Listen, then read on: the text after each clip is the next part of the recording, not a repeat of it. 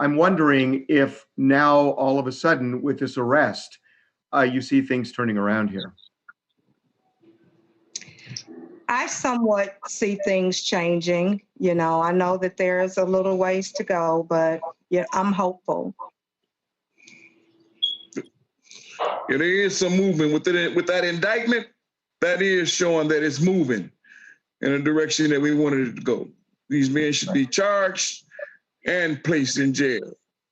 And Harvey, I wanted to be clear, this arrest, this indictment comes not after our trip to the White House, but we've been working with the local district attorney there, Gene Baker, for months.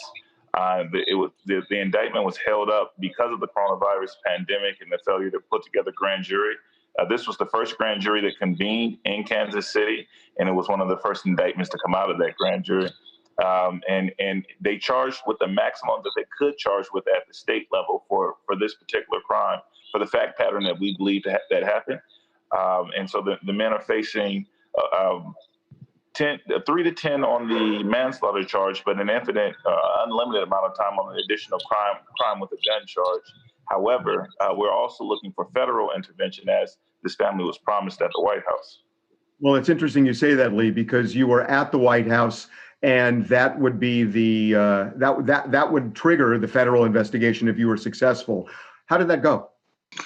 Well, he listened to us explain what had happened with Cameron and what had happened with the police department not releasing a probable cause statement, which held up or interfered with the investigation.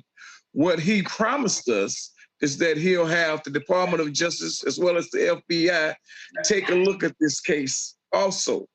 So we feel good about that, and we'll sit back and see how we go from here. But he was attentive to us. He listened to us, and he was polite, you know. Well, and I'll say to piggyback on that, I have not heard from the U.S. Attorney's Office yet. So when we was out there with, for example, Wanda Cooper's mom, and the DOJ is involved in that case, and we met with the FBI the day before we met at the White House.